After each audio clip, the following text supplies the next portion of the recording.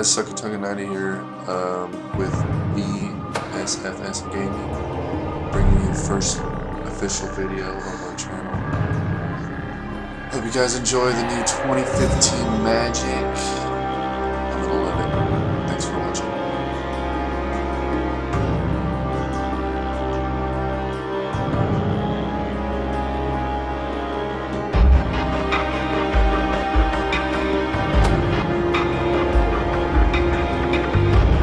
Welcome to Magic. You and your opponents take the role of planeswalkers, powerful sorcerers who can magically travel between planes of existence. To win, you must defeat your opponent by bringing his life total down from 20 to 0. To do this, you will use a variety of tools, represented in the game as a deck of shuffled cards. All players have their own decks to play with. We call this your library. At the beginning of the game, each player draws 7 cards. If you don't like your opening hand, you have the option of redrawing, called a mulligan. To take a closer look at your cards, zoom in. As you can see, Magic cards have many symbols and words. We'll explain what they mean as the game continues.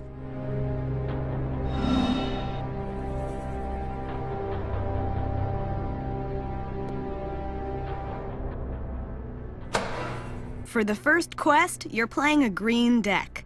Green's specialty is large, powerful creatures. Your opponent is Crimson Mage. To cast spells or summon creatures, you're gonna need some resources. In Magic, the main resource, mana, comes from lands. Every turn, you may play a land from your hand. Once you have enough lands on the battlefield, you'll have the mana you need to cast spells, including summoning creatures. Play a land now.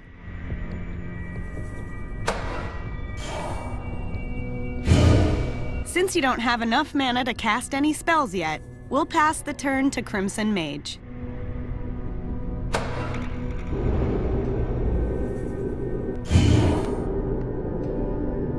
Crimson Mage will also play lands to build the resources he needs to cast spells.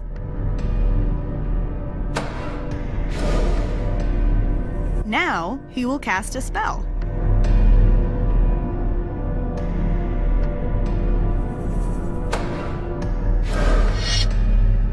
Crimson Mage has summoned a creature. Attacking with creatures, like Crazed Goblin, is the major way players defeat their opponents. On every creature card, the bottom corner displays its power and toughness.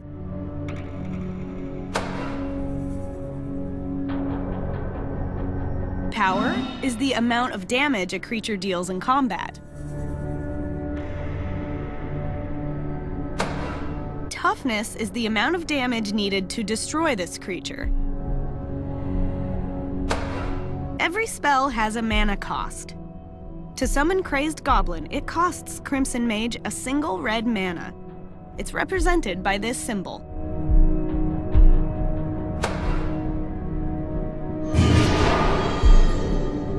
He had to use up or tap his land to pay to cast this spell.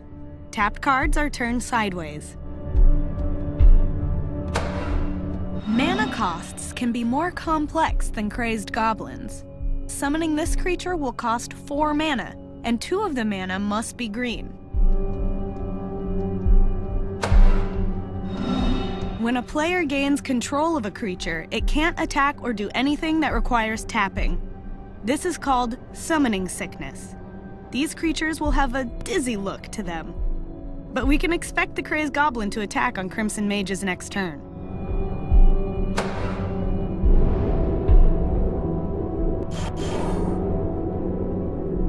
Now it's our turn. Let's summon Colonian Tusker. To cast this spell, play a second land, and then choose the creature that costs 2 green mana.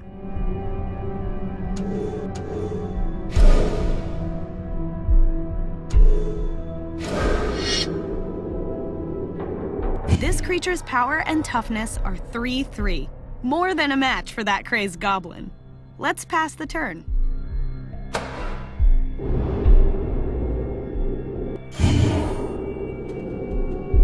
Now, Crimson Mage will play a land and then attack us with the Crazed Goblin. The Crazed Goblin has to attack because its rules say it must.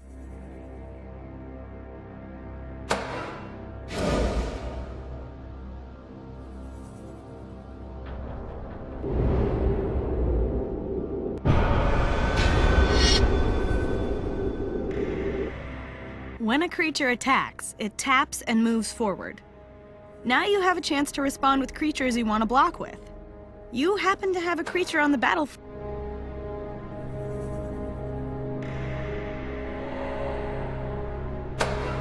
If Crimson Mage's attacking creatures aren't blocked, you will take damage. Your Colonian Tusker can keep you safe. Creatures with summoning sickness can block. Block the Crazed Goblin!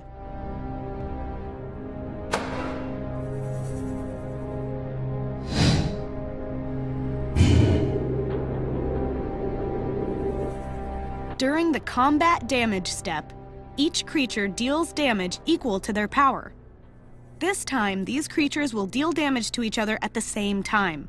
Crazed Goblin will die.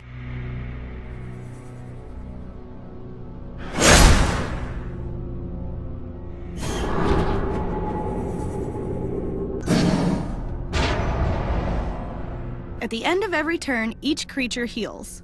Any damage dealt to them is removed. You don't have to keep track of damage from turn to turn.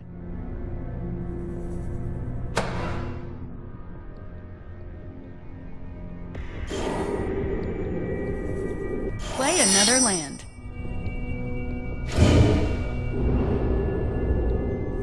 Now it's our chance to attack Crimson Mage.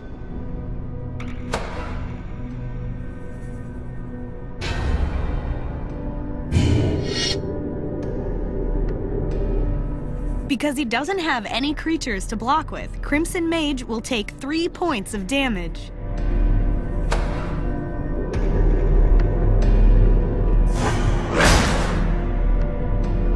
You don't have any spells that you can cast for now, so let's pass the turn.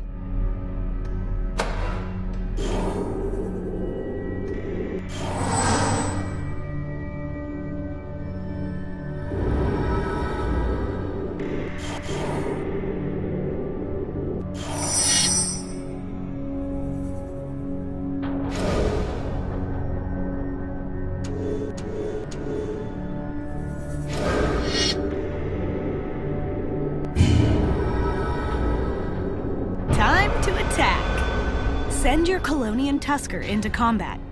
Remember that you can't attack with your Rumbling Baloth yet, because it has Summoning Sickness. It's important to know that, in Magic, you can only decide that your creatures are attacking an opponent. You don't have control over which of your opponent's creatures will block. Unless the card says otherwise, blocked creatures deal all damage to the creatures that blocked them. No damage is dealt to the defending player. Blocking with small creatures to not take any damage is sometimes a good strategy.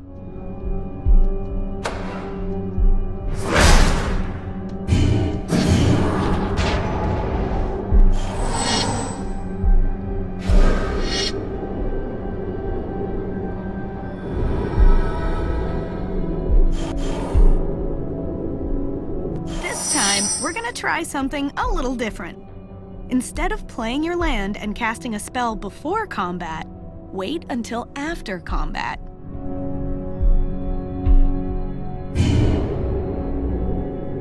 Now, attack with both of your creatures.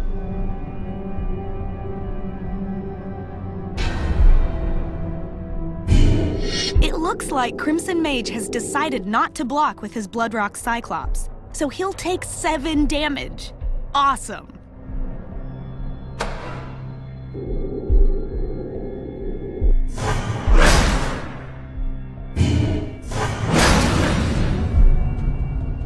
During the main phase after combat, go ahead and play your land.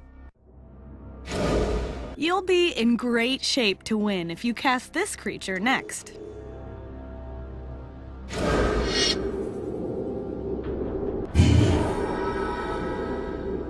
Crimson Mage will play a land and attack. Things are looking good.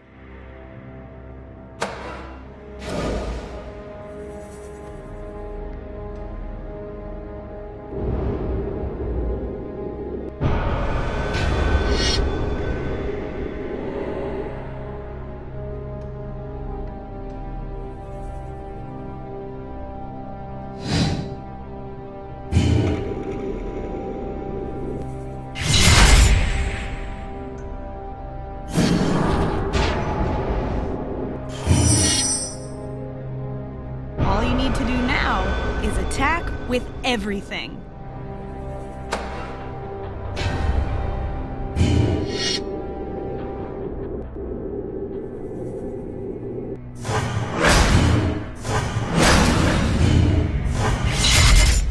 In Quest 2, we'll spice up the battle with other kinds of spells.